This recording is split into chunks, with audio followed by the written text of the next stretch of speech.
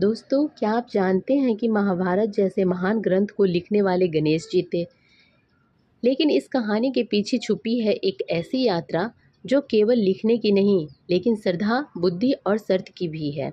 आज मैं आपको सुनाऊंगी गणेश जी और वेद व्यास जी की एक ऐसी अनोखी कथा जो न केवल रोचक है, बल्कि जीवन का एक गहरा सत्य भी समझाती है। बहुत समय पहले की बात है।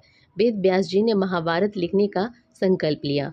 उन्होंने सोचा कि ये ग्रंथ तो इतना विशाल होगा कि इसे लिखने के लिए किसी ऐसे व्यक्ति की ज़रूरत होगी जो ना कभी थके, ना रुके, ना कंफ्यूज हो।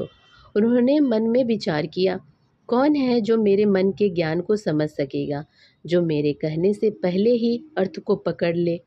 और तुरंत उनके मन में गणपति बप्पा का नाम आया। वेद व्यास जी ने भक्ति भाव से गणेश जी का ध्यान किया। गणेश जी प्रकट हुए। व्यास जी ने उनसे प्रार्थना की, हे गणपति, मैं महाभारत जैसा महान ग्रंथ रचना चाहता हूँ। कृपया आप मेरे लिए इसे लिखने का काम संभालेंगे। गणेश जी मुस्कुराए और बोले, मैं एक काम जरूर करूँगा, लेकिन एक शर्त होगी। आप लिखने के दौरान एक भी बार ना रुकेंगे। अगर आप रुक गए तो मैं लिखना बंद कर दूंगा। वेद व्यास जी ने भी एक शर्त रख दी, आप तभी लिखेंगे जब आप हर वाक्य का पूरा अर्थ समझ चुके हों। गणेश जी मान गए। एक ज्ञानी रचनाकार और एक ज्ञानी लेखक का ये समझौता हुआ और शुरू हुआ इतिहास का सबसे महान सहयोग। दिन बीत गए, व्यास जी बोलते गए, गणेश जी लिखते गए। गणेश जी के पास दिव्य बुद्धि थी, उनका लेखन तेज था और स्मरण शक्ति अपार थी। लेकिन कभी कभी व्यास जी जानबूझकर कुछ कठिन श्लोक कह देते थे, ऐसे श्लोक जिनके अर्थ को समझने में गणेश जी को थोड़ा समय लगता। उस समय का व्यास जी उपयोग करते अगले कुछ श्लोक में रचना के लिए। ये एक सुंदर समझौता था जिसमें दोनों एक दूसरे की मर्यादा का पालन कर रहे थे। इस पूरे लेखन के दौरान गणेश जी ने कभी अपना पेन तोड़ दिया था। कहा जाता है कि उन्होंने अपना एक दांत तोड़कर उससे लिखने शुरू किया ताकि लिखने में कभी रुकावट ना आए। इससे ही उनका एक नाम पड़ा, एक दंत। सोचिए, क्या आज के समय में भी कोई इतना समर्पित हो सकता है कि अपना दांत तक तोड़ दे, लेकिन कार्य में रुकावट ना आए। गणेश जी के इस चरित्र से हमें ये सीख मिलती है, कार्य के प्रति समर्पण इतना हो कि हर समस्या का समाधान तुरंत दिमाग में आए और रुकावट कभी ना हो।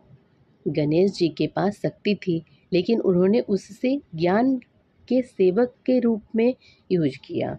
उन्होंने कभी अपनी शक्ति का दिखावा नहीं किया, बल्कि वेद व्यास जैसे ज्ञानी का सहयोगी बनाकर दुनिया का सबसे महान ग्रंथ को लिखने का काम किया। इसलिए उन्हें बुद्धि का देवता कहा जाता है। कहा जाता है कि महाभारत में 1.2 लाख से अधिक श्लोक हैं।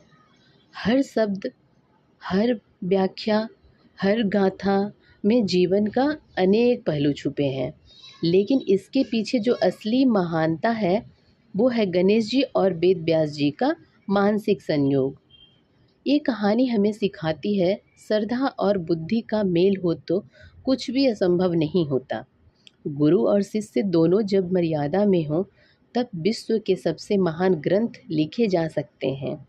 गणेश जी की ये कहानी केवल इतिहास नहीं है, ये आज के समय का भी सत्य है। अगर हम भी अपना काम में समर्पित हो जाएं, रुकावट से ना डरें और ज्ञान के मार्ग पर चलें, तो जीवन में कोई भी कठिनाई रोक नहीं सकती। और इसलिए हर नए काम की शुरुआत हम गणपति बप्पा मोरया कहकर करते हैं। अगर आपको ये कहानी पसंद आई हो तो वीडियो को लाइक करें, अपने दोस्तों के साथ शेयर करें और ऐसे ही भक्ति और ज्ञान से भरी कहानियों के लिए चैनल को ज़रूर सब्सक्राइब करें। गणपति बप्पा मोरया।